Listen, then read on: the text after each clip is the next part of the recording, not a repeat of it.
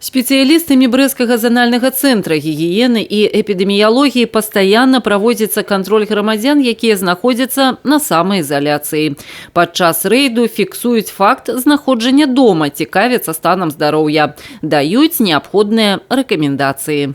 До 200 человек, 170, вот так вот стараемся объехать в течение дня. Это считая и больных ковидом, и контакты первого уровня. По той простой причине люди потенциально заразны, мы должны проверить точно так же, чтобы они находились дома.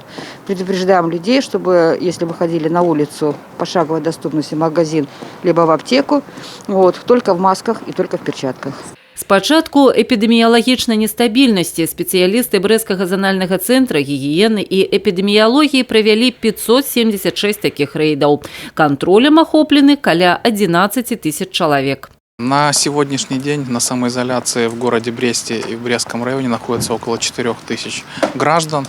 Это в первую очередь контактные первого уровня, те больные коронавирусной инфекцией, которые находятся на амбулаторном лечении, и граждане, прибывшие из стран, которые входят в перечень стран, где регистрируются случаи ковид.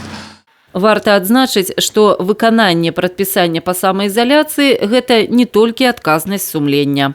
В соответствии с действующим законодательством наступает административная ответственность вплоть до 50 базовых величин, а также может и применяться административный арест. Па заўвагах брэсцкіх эпідэміёлагаў, хваля захворвання на COVID-19 набліжаецца да піку.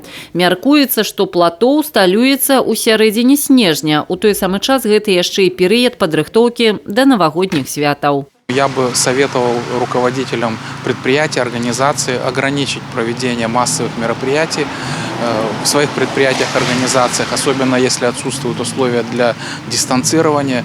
И настоятельно не рекомендую проводить корпоративные мероприятия в увеселительных заведениях, на объектах общественного питания, в агроусадьбах. То есть в этом году эпидситуация требует того, чтобы Новый год встретить дома в кругу семьи. Вероника Яковец, Александр Сивицкий, телерадиокомпания «Брест».